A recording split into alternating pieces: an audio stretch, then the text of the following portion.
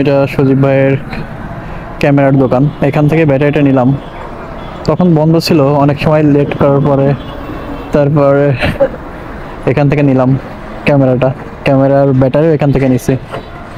এখন সব কাজ শেষ, এখন বাসার উদ্দেশ্যে রওনা দিতে হবে।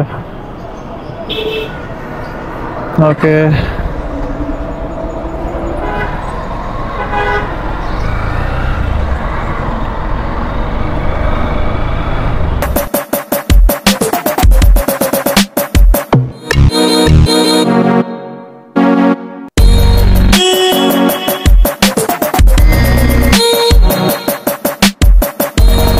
আসসালামু আলাইকুম।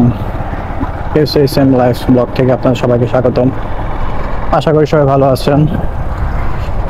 অনেকদিন পর মোটো ব্লগে আসলাম। অনেক ব্যস্ত ছিলাম এই কয়দিন, তারপরেও ক্যামেরা নিয়ে একটা ঝামেলায় ছিলাম। ক্যামেরার একটা প্যারা ছিল, ক্যামেরার সেট আপগুলো কালেকশন করতে করতে দেরি হয়ে গেল।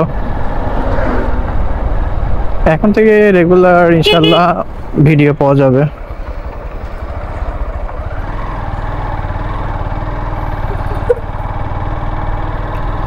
ধ্বংসাবশেষ, এটা এমপি হানিফের বাড়ি ছিল, এখনো আছে, বাট অবস্থা খারাপ। কোটা আন্দোলনের পরে, তারপর সরকার পতনের পরে সবকিছু শেষ, সবকিছু নতুন করে স্বাধীন বাংলাদেশ। যাই হোক, যেটা বলছিলাম,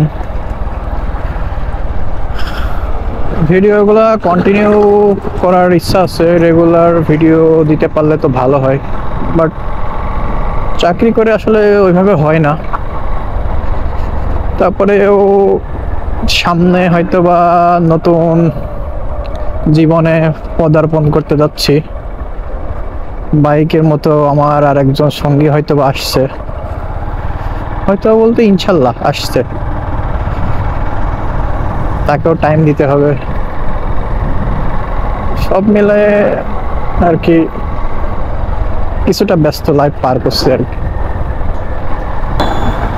আজকে বেরিয়েছিলাম মূলত গোপ্রোর একটা ব্যাটারি নেওয়ার জন্য। সজীব ভাইয়ের কাছ থেকে একটা ব্যাটারি নিয়ে নিলাম। সজীব ভাইয়ের কাছে একটা এক্সট্রা ব্যাটারি ছিল। নতুন ব্যাটারি কেনার জন্য অনেক চেষ্টা করলাম, বাট সেরকম পেলাম না। পরে এইটাই নিলাম, আপাতত কিছু করার নাই, কারণ আমার যে গোপ্রো ব্যাটারিটা ওইটাই ভালো ব্যাকআপ দিচ্ছে না। দুইটা মিলে হয়তো বা ভালো ব্যাকআপ পাবো, আশা করা যায়। এই তো আজকে এই জন্য বের হয়েছিলাম, সবকিছু আপনাদের সাথে শেয়ার করার জন্য। আর দেখা হবে নেক্সট কোনো ভিডিওতে। আশা করি ততদিন সবাই ভালো থাকবেন, আবার সবাই সেফলি রাইড করবেন বাইক। সো এই বলে আজকের মতো শেষ করছি আমার মোটো ব্লগ। আল্লাহ হাফেজ।